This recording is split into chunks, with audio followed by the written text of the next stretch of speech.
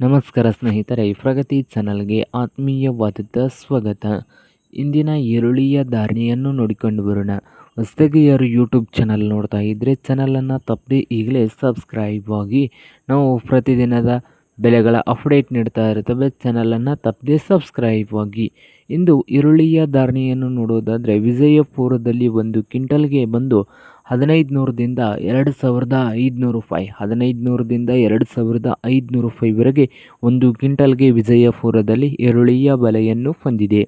ಹಾಗೆ ಚಿಕ್ಕಬಳ್ಳಾಪುರದಲ್ಲಿ ನೋಡೋದಾದರೆ 2000ದಿಂದ 3200, 2000ದಿಂದ 3200 ರೂಪಾಯಿವರೆಗೆ ಚಿಕ್ಕಬಳ್ಳಾಪುರದಲ್ಲಿ 1 ಕ್ವಿಂಟಲ್ಗೆ ಈರುಳ್ಳಿಯ ಬೆಲೆಯನ್ನು ಹೊಂದಿದೆ.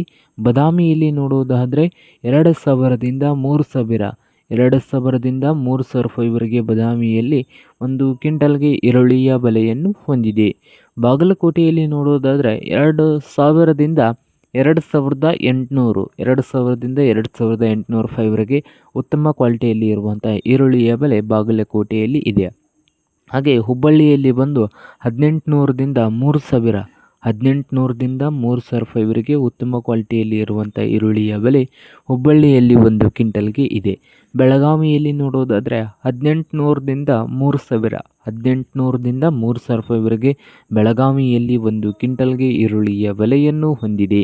ಹಾಗೆ ರಾಯಚೂರದಲ್ಲಿ 1800 ರೂಪಾಯಿದಿಂದ 3200, 1800ದಿಂದ 3200 ರೂಪಾಯಿವರೆಗೆ ರಾಯಚೂರದಲ್ಲಿ 1 ಕ್ವಿಂಟಲ್ಗೆ ಈರುಳ್ಳಿಯ ಬೆಲೆಯನ್ನು ಹೊಂದಿದೆ. ಹಾಗೆ ನೋಡುವುದಾದರೆ ಕೊಲ್ಹಾಪುರದಲ್ಲಿ 600 ರೂಪಾಯಿದಿಂದ 2800, 600ದಿಂದ 2800 ರೂಪಾಯಿವರೆಗೆ ಕೊಲ್ಹಾಪುರದಲ್ಲಿ 1 ಕ್ವಿಂಟಲ್ಗೆ ಈರುಳ್ಳಿಯ ಬೆಲೆಯನ್ನು ಹೊಂದಿದೆ. ನೋಡಿ ರೈತ ಬಾಂಧವರೇ.